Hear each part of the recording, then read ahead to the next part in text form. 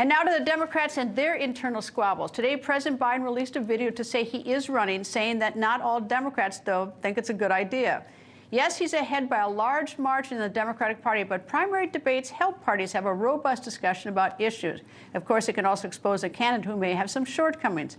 Right now, President Biden has two other Democratic candidates nipping at his heels. Robert F. Kennedy Jr. and Marianne Williamson both are running for the Democratic nomination. But then there is this. The DNC saying no Democratic primary debates are planned. Why? Well, to run interference for a candidate many in their party might not be wild about running again? Why no Democratic debates planned? This is a great time for voters to check out the choices and for an incumbent to brag about accomplishments. And if no debates, some may wonder, what's the DNC afraid of? What does presidential candidate Robert F. Kennedy Jr. think? No primary debates?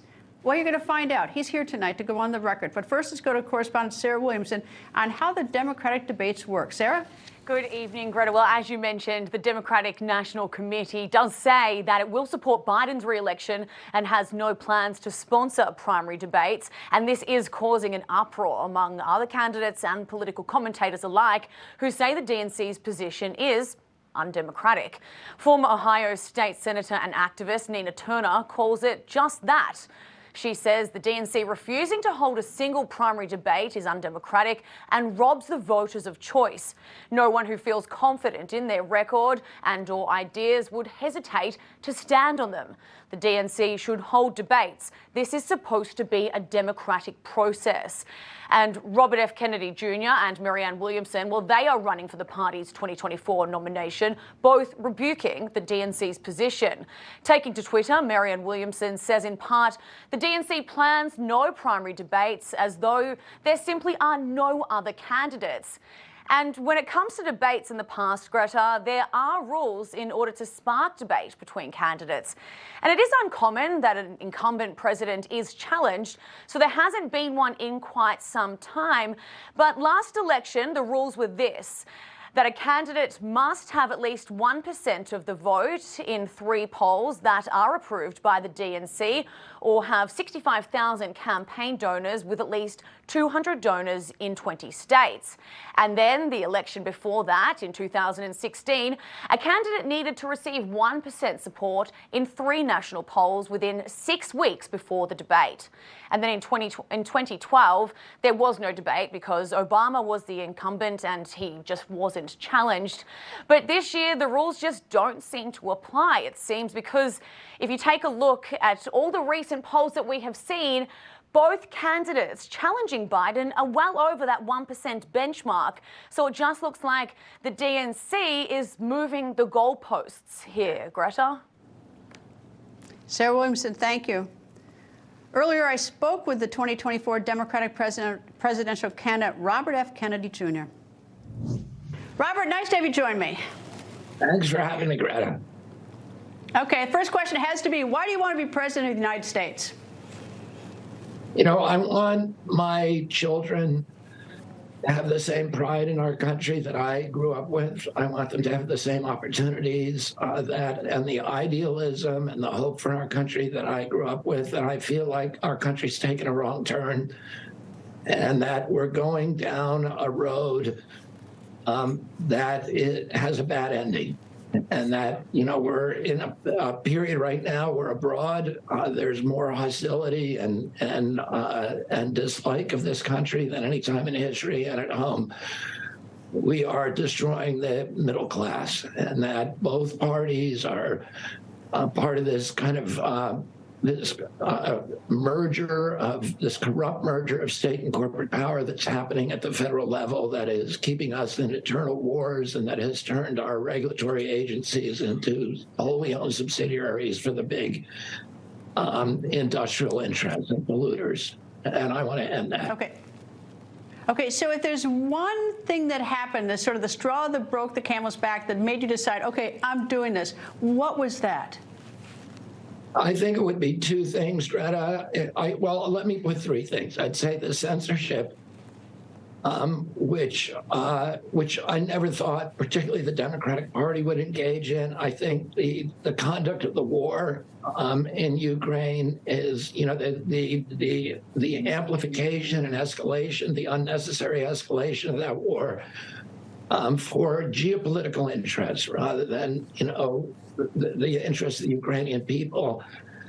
And I think the management of the lockdowns, all of those things, which all comprise an assault ultimately on the middle class in this country.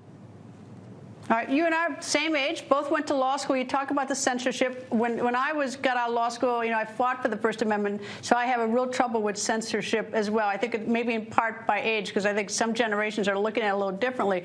But has the censorship? I mean, since you announced, for instance, has your wife, because your wife is a successful actress, has she faced any censorship, having been connected to you? My wife, not that I know of. Because sometimes, with careers, you don't get the jobs or something else because you're part of something, because I think it's all sort of a part of the culture we're living in, is that people are taking sides, shirts or skins, and and I just wondered if you've experienced any of that at all, the sort of bias that comes with politics. Well, I've experienced a lot of censorship. I mean, the Twitter files show that the White House was directly censoring my speech, was removing my posts, was getting the social media companies to deplatform me. Not because of any misinformation, because nobody can point to any misinformation that I've ever promoted. Nobody can show me a statement that I've published or posted that is factually erroneous.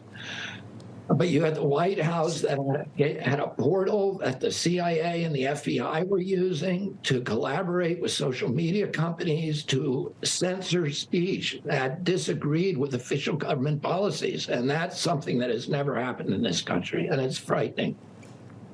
So what happened, though? Because, look, your family has a very rich history when it comes to Democratic politics, and you're taking on the White House. Of course, your uncle was, years ago, was going to take on Carter. But, it's a huge step for someone in your family to take on the Democratic Party. So is something happened to the Democratic Party in your mind, or is it President Biden? What is it? Listen, I have known President Biden for 40 years. I've had a close personal relationship with him. My whole family has. Our families are deeply entwined, and they're both Irish Catholic families that, have a long, long history with each other. And I personally have nothing against President Biden. I like him. But I have political differences. I do not believe in censorship. I think his conduct of prosecuting has been wrong. I think it's bad for our country. I think we are ignoring what's happening to the middle class, which is linked to the war. You can't spend $113 billion abroad policing the world. We've spent $8 trillion now in all of these wars, from Iraq, Afghanistan, Yemen, Syria, Pakistan, in Ukraine.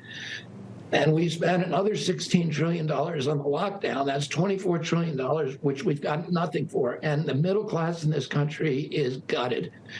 You go to places where I end up going because of my litigation, like East Palestine, Columbia County, Pennsylvania, and it's like a third world country there. People have their backs to the wall, and they are completely disillusioned with our government. They don't feel anybody's listening to them, and they aren't. Nobody is listening to them.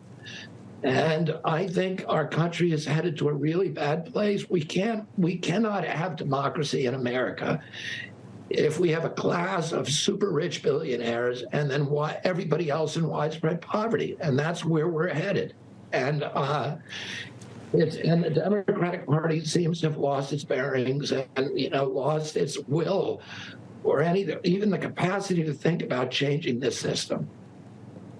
You know, one of the huge controversies every 4 years is the whole issue of debates. Both parties have their internal, squabbles about it. I happen to like debates, although I would change the format, but that's another story.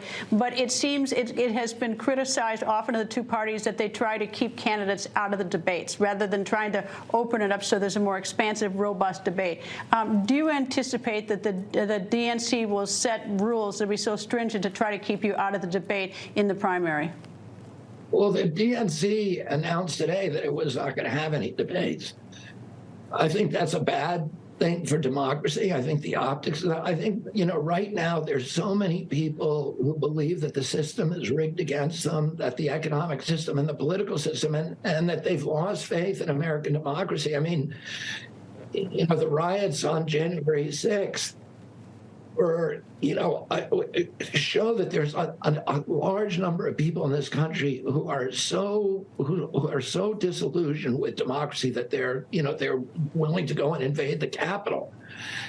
And at this point in history, we ought to be at least listening to some of that and saying, okay, we're going to try to put on an election that actually is democratic, that has where politicians need to do retail politician. They need to meet human beings rather than just shake hands with funders. They need to debate in front of the people. They need to do town halls and listen to what people are saying to them. Right now, you can have these sort of billionaire campaigns that are aerial bombing the country with advertising, and then the candidate drops in a helicopter and he stages a rally with 25-foot, barriers between himself and the crowd and flies out, and that's democracy. And it's all, staged. Let's do real democracy. Let's have, why are we throwing New Hampshire out? New Hampshire's the one state that makes you do real retail politics. They're not going to let you go in and just do a stage rally. You have to go into the nail salons, the diners, and meet people and be grilled by them and ask questions and a follow-up question and another follow-up question. It's the only state that does that. And, why are we throwing them out? And the Democratic Party particularly ought to be being a template for the ideals of democracy. All right, let me just ask a question. I've taken up so much of your time, but we only have about 30 seconds left. This is sort of the thing that I'm consumed with. It's transparency in government. I do not know why almost 60 years, it'll be the 60th anniversary this November of the assassination of your uncle. There are still classified documents. I don't know what in the world could still be national security, but in your mind, should those documents now, should the American people get to see, whatever documents are still classified about that horrible assassination? Yeah, I mean, the law, it's outrageous that they have not released that. The law required them to release it years ago. And they're still, hiding documents about my uncle's assassination. And the question is, who are they trying to protect? All the people who were around back then are dead. Who are they trying to protect? And why isn't the president coming clean with the American people? I mean, the source of the polarization in this country and the misinformation, this blizzard of misinformation, is because nobody trusts the standard source of information, which is the government and the media. We know they're lying to us. And so we look for other places for information, and then the government, if it disagrees with government policy, they say, oh, that's misinformation. But why are people looking for it? Because we know the government is lying to us. And this was the most tremendous of, in the last 100 years. That was the event, my uncle's assassination, that put this country on this, on this road toward the military-industrial complex and toward a government that just doesn't tell the truth. It was the first big lie. Robert, thank you very much. Thank you very much, Robert. And of course, I won't belabor it, but your father's assassination likewise had a profound impact on the entire nation as well. Thank you very much for joining me. Good luck, and I hope you'll come back. It's going to be a long campaign before November 2024. Happy to do it. Thank you, sir.